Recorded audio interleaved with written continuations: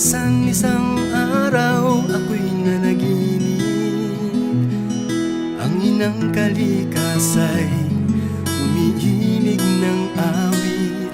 Mga huni ng ibon, tunog nitong tubig, ang sayaw ng mga dahon sa banayad na hangin. Ang lamig nitong hangin, kay sarap-sarap damhin. Ito ang nadama, nakita't narinig.